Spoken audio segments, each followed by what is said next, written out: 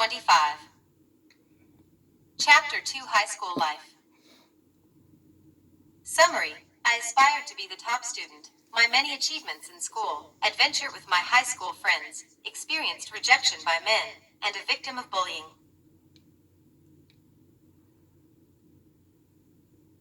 Everyone was in a hurry to be first in line to enroll in high school.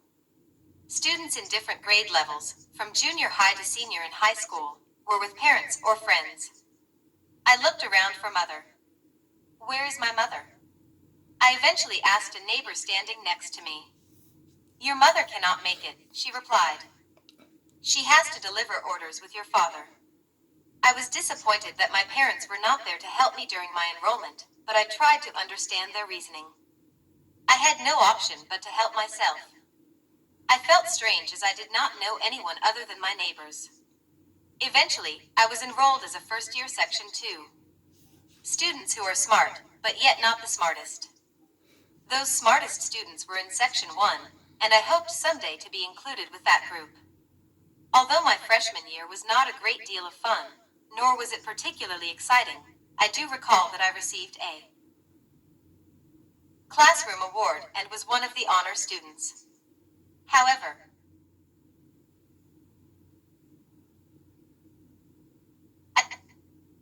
I still was hoping that I would be placed in Section 1 for the following school year.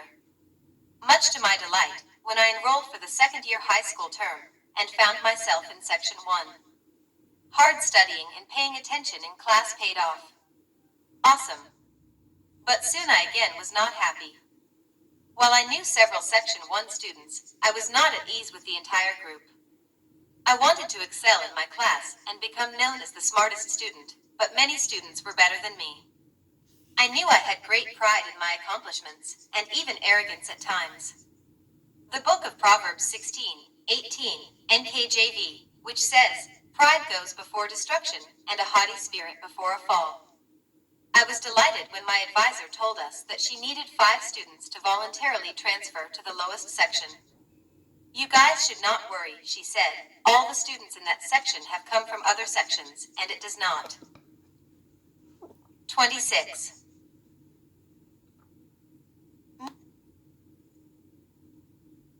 Mean you are less intelligent.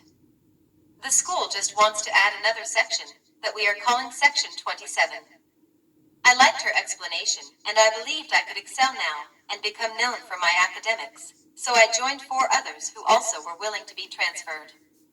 While I now found myself in the lowest section, I had little fear in my heart, and I soon became the class president. I genuinely enjoyed my new position, and took great pride in knowing I could do everything that even my class secretary could do. I could write on the board better than anyone else. I became disappointed that the other class officers were not performing their proper roles. However, I continued to perform properly in my role as class president. One day, a teacher asked 3 of us to become substitute teachers while she performed other tasks. In that role, we were to ask our classmates to identify the parts of a frog's internal organs and state the functions of those parts. 3 of us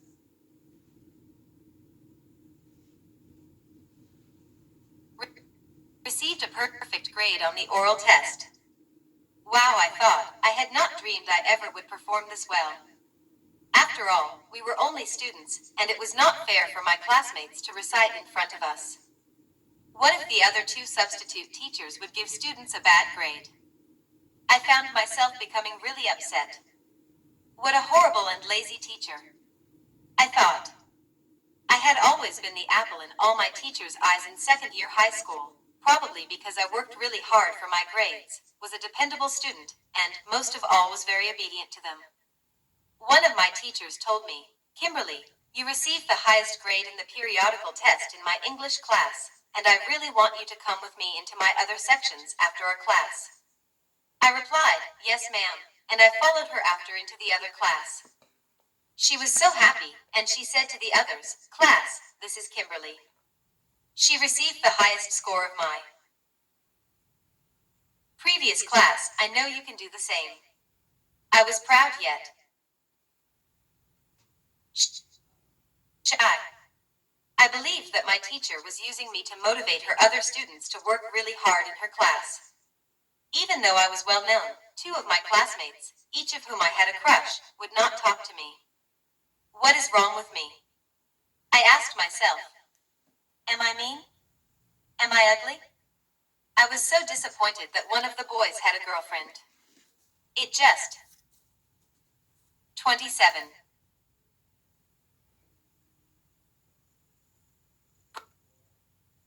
Broke my heart. I also had to put up with a kid who bullied and gave me hard time every day. I really was ready to kick him, and he was so lucky that I was such a weak person at that time. He would tease me and call me a big eye.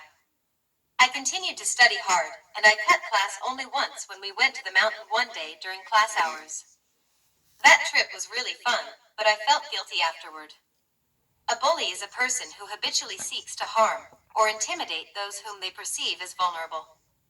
If we are being bullied, either as a child or a teen, or even as an adult at work, we do not seek to get even, we seek to pray for them.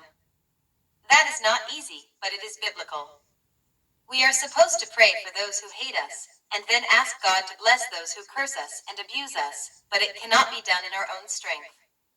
It takes the Spirit of God to enable us to do good to those who do bad things to us, and to pray for God's blessing on those who are cursing us. Therefore, as Jesus said, we must love our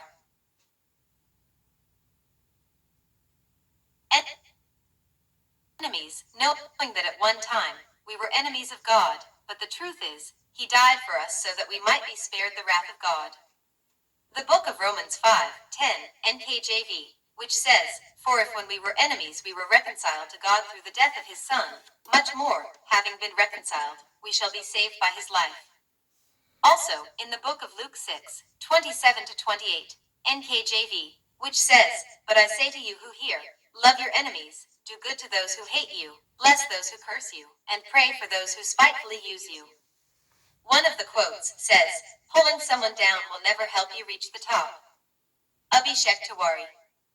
One day, I asked a classmate who had a lot of bruises on her back why she was absent for 2 days. She said she had joined a fraternity group, and as part of her hazing was hit with a huge paddle. The book of 1 Corinthians 6:19, NKJV, which says, "Or do you not know that your body is the temple of the Holy Spirit who is in you, whom you have from God, and you are not your own?" And in the book of 1 Corinthians 3:17, NKJV, which says, "If anyone defiles the temple of God, God will destroy him. For the temple of God is holy, which temple you."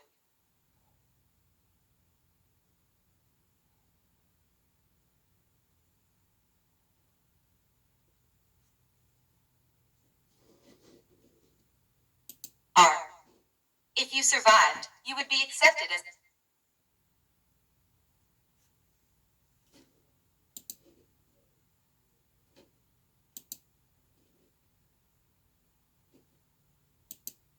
as a member. "Would you like to join us?" she asked. No way, I thought. That 28 is being stupid. I do not want to get hurt. However, I simply smiled and replied, "No, thanks." Some of my classmates lived in a high-crime area that had many crimes, thieves, and whores. I was afraid that I might have been beaten by some of these students because I spoke out for what I believed was correct and honest. It was a challenge for me to deal with this kind of student. One day, I was angry with one of my classmates and I slapped his face. The book of Mark 9:43-44, NKJV, which says, "If your hand causes you to sin, cut it off. It is better for you to enter into life maimed, rather than having 2 hands, to go to hell, into the fire that shall never be quenched, where their worm does not die, and the fire is not quenched." And in the book of Galatians 5:22-23, NKJV, which says, "But the fruit of the Spirit is love, joy, peace, long-suffering, kindness, goodness, faithfulness, gentleness, and self-control. Against such, there is no law. He glared at me and shouted, "You wait until after this class." I was furious with him, but did not know what to do. I went to my older cousins and asked for their help. Then I decided to try a new approach. I prayed to God, asking him to protect me after class. Thanks to God, I believe, nothing happened on that day. I remembered that incident and my final recourse, God, for a long time. The book of Mark 11:24, NKJV, which says, "Therefore, I say to you, whatever things you ask when you pray, believe that you receive them, and you will have them." At the end of the school year, I was awarded as the 7th honorable mention student for grade achievement among the 27 sections in second-year high school of more than 1,000 students. I was most proud that I finally was known to everybody. Strangely, though, I still felt something was missing deep inside of me, and for some reason I never understood, I reacted to that emptiness. Additional Bible verses. Ephesians 4:26-27, NKJV, "Be angry, and do not sin. Do not let the sun go down on your wrath, nor give place to the devil." 29. 1 Peter 5:6-7, NKJV, "Therefore, humble yourselves under the mighty hand of God, that he may exalt you in due time, casting all your care upon him, for he cares for you." James 4:10, NKJV, "Humble yourselves in the sight of the Lord, and he will lift you up." Matthew 23:12, NKJV, "And whoever exalts himself will be humbled, and he who humbles himself will be exalted." Philippians 2:3, NKJV, "Let nothing be done through selfish ambition or conceit, but in lowliness of mind let each esteem others better than himself." Proverbs 11:2, NKJV, "When pride comes, then comes shame, but with the humble is wisdom." Romans 12:16, NKJV, "Be of the same mind toward one another. Do not set your mind on high things, but associate with the humble. Do not be wise in your own opinion." Proverbs 29:23, NKJV, "A man's pride will bring him low, but the humble in spirit will retain honor." Proverbs 22:4, NKJV, "By humility and the fear of the Lord are riches and honor and life." Proverbs 18:12, NKJV, "Before destruction, the heart of a man is haughty, and before honor is humility." 30. Mark 9:35, NKJV, "And he sat down, called the 12, and said to them, If anyone desires to be first, he shall be last of all and servant of all." Micah 6:8, NKJV, "He has shown you, O man, what is good. And what does the Lord require of you but to do justly, to love mercy, and to walk humbly with your God?"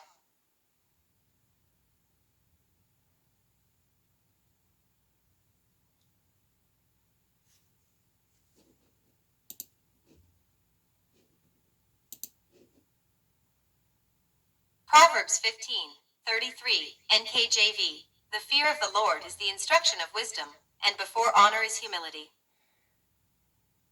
Psalm 25:9, NKJV, "The humble he guides in justice, and the humble he teaches his way."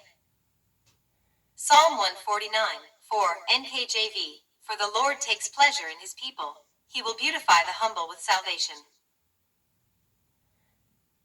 Luke 9:47-48, NKJV, "And Jesus, perceiving the thought of their heart, took a little child, and set him by him, and said to them, Whoever receives this little child in my name receives me, and whoever receives me receives him who sent me. For he who is least among you all will be great." 2 Chronicles 7:14, NKJV, "If my people who are called by my name will humble themselves, and pray, and seek my face, and turn from their wicked ways, then I will hear from heaven, and will forgive their sin, and heal their land." Daniel 4:37, NKJV, "Now I, Nebuchadnezzar, praise and extol and honor the King of heaven, all of whose works are truth, and his ways justice." and those who walk in pride he can put down. 31. 1 Samuel 2:7, NKJV. The Lord makes poor and makes rich. He brings low and lifts up. Colossians 3:12-13, NKJV. Therefore, as the elect of God, holy and beloved, put on tender mercies, kindness, humility, meekness, long-suffering, bearing with one another, and forgiving one another, if anyone has a complaint against another. Even as Christ forgave you, so you also must do. Matthew 20:26-27, NKJV. Yet it shall not be so among you. But whoever desires to become great among you, let him be your servant. And whoever desires to be first among you, let him be your slave. Philippians 4:13, NKJV. I can do all things through Christ who strengthens me.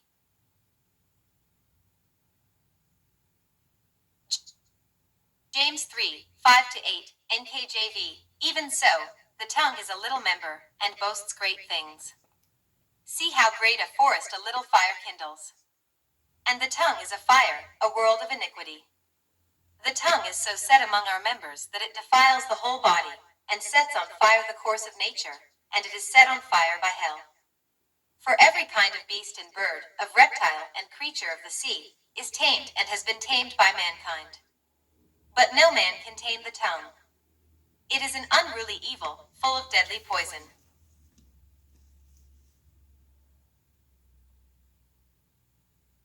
Proverbs 12:26-28, NKJV. The righteous should choose his friends carefully, for the way of the wicked leads them astray.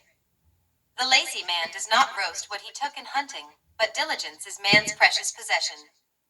In the way of righteousness is life, and in its pathway there is no death.